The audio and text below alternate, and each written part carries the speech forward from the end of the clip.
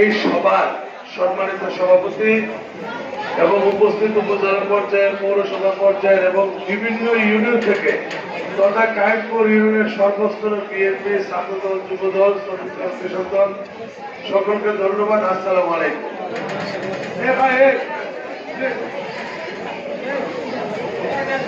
বাংলাদেশের রাজধানী কোথায়? ঢাকা।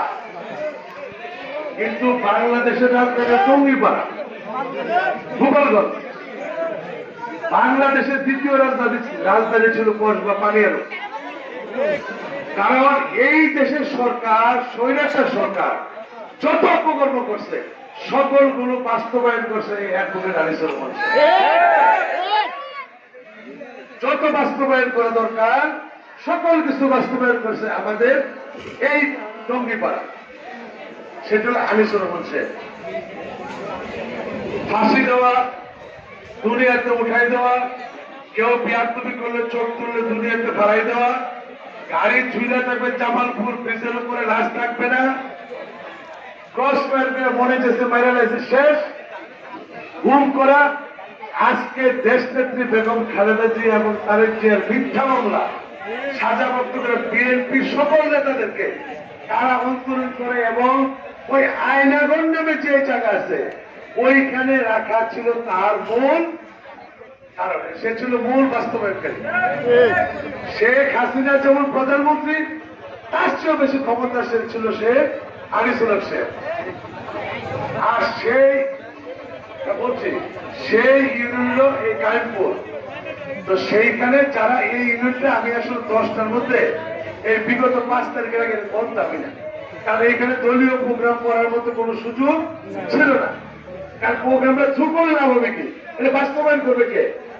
কারণ সকলের তারপরে হলো কি, উনি যেমন ছিল একজন নির্যাতনকারী, উনি আবার বাসার মধ্যে ওনার বাড়িতে যে সকল আরো প্রাইম মিনিস্টার সৃষ্টি করে রাখছে, ইদ্রিস সাহেব, ওনার ছেলেরা, তারপরে আপনাদের এলাকার চেয়ারম্যান সাহেবরা। মানে কালকে আমরা থানায় বসছিলাম, ওসি সাহেব বললাম যে আপনি আইনমন্ত্রী কখন হুকুম দিবে, এর আগের হুকুম আপনি পালন করে বুঝতে নাই। যে নির্যাতন আপনি বিএনপির উপর করছেন তাদের নির্দেশে এইগুলোই তো পালন করে আজকে এই অবস্থা হয়েছে আপনাদের এই ইলিগেলি বাস্তবায়ন করার কারণে। তো এইখানটা আমাদের শিক্ষা দিতে হবে। আইনমন্ত্রী আনিসুল হক সাহেব, এই যে শেখ হাসিনা সাহেব যেখানে গেছে ইনশাল্লাহ তাদেরকে জীবিত, আমি জানি না কদিন পাচ্ছি, পরবর্তী প্রজন্ম তাদেরকে জীবিত দেখে কিন্তু এলাকাতে আর সন্দেহ আছে। হয়তো ডেড বডি আসবে, আমাদের পরবর্তী প্রজন্ম হঠাৎ করে দলকে ধ্বংস করছে, বিএনপির লোকদেরকে নির্যাতন করছে আওয়ামী লীগের আমলে, তাদেরকে আশ্রয় প্রশ্রয় দিয়া এই নির্যাতিত বিএনপিকে আর নির্যাতন করে এটা বলে ঠিক হবে না। করা পারবেন, আপনারা পারবেন, আপনাদের কাছে কলম আছে, ক্ষমতা আছে, সব পারবেন, কিন্তু অনুরোধ হলো এইটা করেন না। এটা করলে এই সাধারণ মানুষ হয়ে যাবে। সকলে মিলে আসি, বক্তব্য শেষ করলাম। আসসালামু আলাইকুম। সাধারণ সম্পাদক জনাব মোহাম্মদ শরীফুল হক স্বপন ভাই।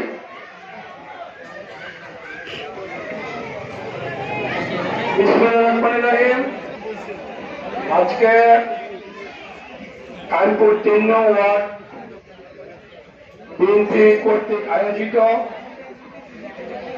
শহীদদের স্মরণে শোক সভা অনুদান মাহফিলের সম্মানিত সভাপতি উপস্থিত আছেন আমাদের সকলের প্রিয় কসবা উপজেলা বিএনপির আহ্বায়ক, বিজ্ঞ আইনজীবী, যিনি আমাদেরকে আইনি সহায়তা দেন, অ্যাডভোকেট প্রধান অতিথি অ্যাডভোকেট শকুন ভাই।